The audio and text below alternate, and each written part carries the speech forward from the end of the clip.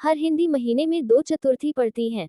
एक कृष्ण पक्ष में, दूसरी शुक्ल पक्ष में। दोनों चतुर्थी भगवान गणेश की पूजा के लिए समर्पित हैं।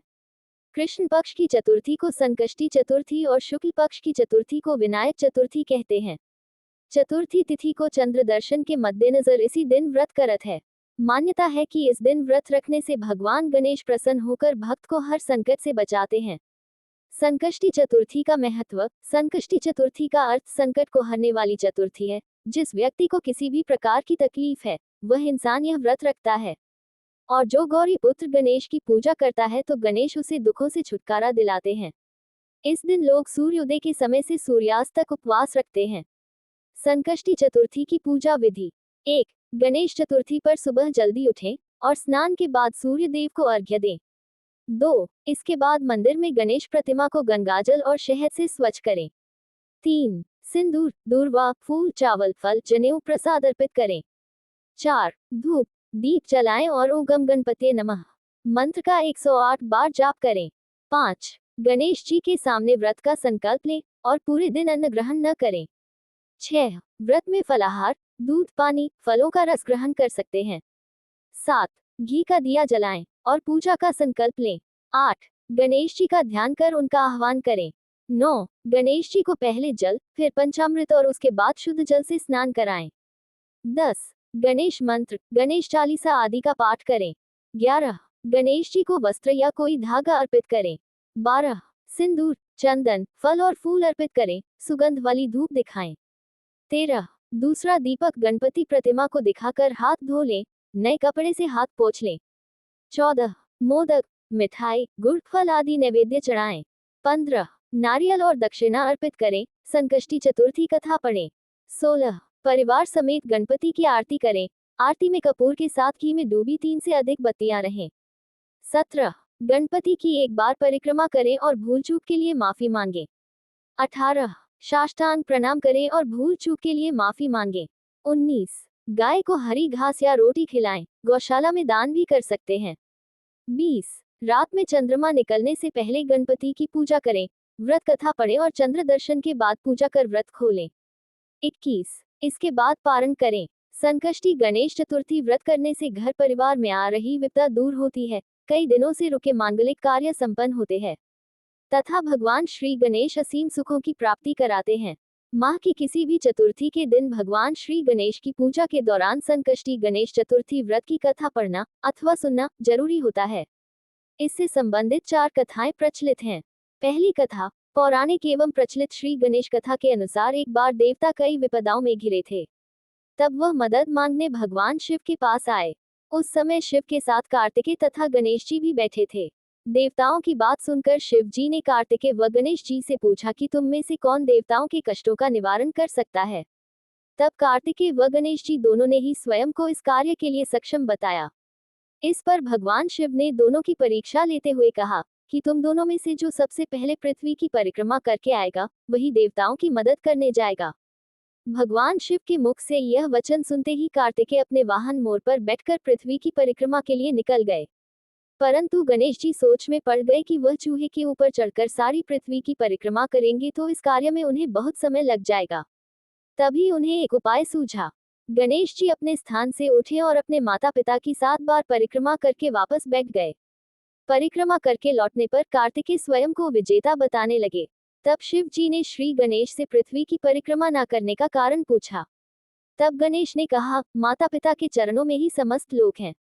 ये सुनकर भगवान शिव ने गणेश जी को देवताओं के संकट दूर करने की आज्ञा दी। इस प्रकार भगवान शिव ने गणेश जी को आशीर्वाद दिया कि चतुर्थी के दिन जो तुम्हारा पूजन करेगा और रात्रि में चंद्रमा को अर्घ्य देगा, उसके तीनों ताप यानी दैहिक ताप, दैविक ताप तथा भौतिक ताप दूर होंगे। इस व्रत को करने से व्रतधारी के सभी तरह के दुख दूर होंगे और उसे जीवन के भौतिक सुखों की प्राप्ति होगी। चारों तरफ से मनुष्य की सुख समृद्धि बढ़ेगी, पुत्र पौत्र आदि धन ऐश्वर्य की कमी नहीं रहेगी। गणेश चतुर्थी व्रत की दूसरी कथा। एक समय की बात है, राजा हरिश्चंद्र के राज्य में एक कुम्हार था। वह मिट्टी के बर्तन बनाता, लेकिन वे कच्चे रह जाते थे। एक पुजारी की सलाह पर उसने इस समस्या को दूर करने के लिए एक छोटे बालक को मिट्टी के बर्तनों के साथ हवा में डाल दिया। उस दिन संकष्टी चतुर्थी का दिन था। उस बच्चे की मां अपने बेटे के लिए परेशान थी। उसने गणेश जी से बेटे की कुशलता की प्रार्थना की।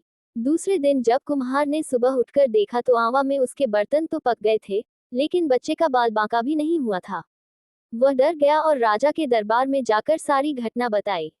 इसके बाद राजा ने उस बच्चे और उसकी मां को बुलवाया तो मां ने सभी तरह के विघ्न को दूर करने वाली संकष्टी चतुर्थी का वर्णन किया। इस घटना के बाद से महिलाएं संतान और परिवार के सौभाग्य के लिए संकट चौथ का व्रत करने लगी। तीसरी कथा। एक समय की बात है कि विष्णु भगवान का विवाह लक्ष्मी जी के साथ निश्चित हो गया। विवाह की तैयारियां होने लगी। सभी देवताओं को निमंत्रण भेजे गए, परंतु गणेश जी को निमंत्रण नहीं दिया, कारण जो भी रहा हो। अब भगवान विष्णु की बारात जाने का समय आ गया। सभी देवता अपनी पत्नियों के साथ विवाह समारोह में आए। उन सब ने देखा कि गणेश जी कहीं दिखाई नहीं दे रहे हैं। तब वे आपस में चर्चा करने लगे कि क्या गणेश जी को नहीं न्योता है, या स्वयं गणेश जी ही नहीं आए हैं। सभी को इस बात पर आश्चर्य होने लगा। तभी सबने विचार किया कि विष्णु भगवान से ही इसका कारण पूछा जाए। विष्णु भगवान से पूछने पर उन्होंने कहा कि हमने गणेश जी के पिता भोलेनाथ महादेव को न्योता भेजा है। यदि गणेश जी अपने पिता के साथ आना चाहते तो आ जाते, अलग से न्योता देने की कोई आवश्यकता भी नहीं थी। दूसरी बात यह है कि उनको 1.25 मन मूंग, 1.25 मन चावल, 1.25 मन घी और 1.25 मन लड्डू का भोजन दिन भर में चाहिए। यदि गणेश जी नहीं आएंगे तो कोई बात नहीं, दूसरे के घर जाकर इतना सारा खाना पीना अच्छा भी नहीं लगता। इतनी वार्ता कर ही रहे थे कि किसी एक ने सुझाव दिया, यदि गणेश जी अभी जाएं तो उनको द्वारपाल बनाकर बैठा देंगे कि आप घर का ध्यान रखना। आप तो चूहे पर बैठकर धीरे धीरे चलोगे तो बारात से बहुत पीछे रह जाओगे। ये सुझाव भी सबको पसंद आ गया, तो विष्णु भगवान ने भी अपनी सहमति दे दी।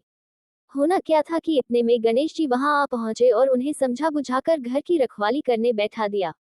बारात चल दी। तब नारद जी ने देखा कि गणेश जी तो दरवाजे पर ही बैठे हुए हैं, तो वे गणेश जी के पास गए और रुकने का कारण पूछा। गणेश जी कहने लगे कि विष्णु भगवान ने मेरा बहुत अपमान किया है। नारद जी ने कहा कि आप अपनी मूषक सेना को आगे भेज दे, तो वह रास्ता खोद देगी जिससे उनके वाहन धरती में धंस जाएंगे, तब आपको सम्मानपूर्वक बुलाना पड़ेगा। अब तो गणेश जी ने अपनी मूषक सेना जल्दी से आगे भेज दी और सेना ने जमीन पोली कर दी। जब बारात वहां से निकली तो रथों के पहिए धरती में धंस गए। लाख कोशिश करी, परंतु पहिए नहीं निकले। सभी ने अपने अपने उपाय किए, परंतु पहिए तो नहीं निकले, बल्कि जगह जगह से टूट गए। किसी की समझ में नहीं आ रहा था कि अब क्या किया जाए। तब तो नारद जी ने कहा, आप लोगों ने गणेश जी का अपमान करके अच्छा नहीं किया। यदि उन्हें मनाकर लाया जाए तो आपका कार्य सिद्ध हो सकता है और यह संकट टल सकता है। शंकर भगवान ने अपने दूत नंदी को भेजा और वे गणेश जी को लेकर आए। गणेश जी का आदर सम्मान के साथ पूजन किया। तब कहीं रथ के पहिए निकले। अब रथ के पहिए निकल को गए, परंतु वे टूट फूट गए, तो उन्हें सुधारे कौन। पास के खेत में खाती काम कर रहा था, उसे बुलाया गया। खाती अपना कार्य करने के पहले श्री गणेशाय नमः कहकर गणेश जी की वंदना मन ही मन करने लगा। देखते ही देखते खाती ने सभी पहियों को ठीक कर दिया। तब खाती कहने लगा कि हे देवताओं, आपने सर्वप्रथम गणेश जी को नहीं मनाया होगा और न ही उनकी पूजा की होगी, इसीलिए तो आपके साथ यह संकट आया है। हम तो मूर्ख अज्ञानी हैं, फिर भी पहले गणेश जी को पूजते हैं, उनका ध्यान करते हैं। आप लोग तो देवतागण हैं, फिर भी आप गणेश जी को कैसे भूल गए। अब आप लोग भगवान श्री गणेश जी की जय बोलकर जाएं, तो आपके सब काम बन जाएंगे और कोई संकट भी नहीं आएगा।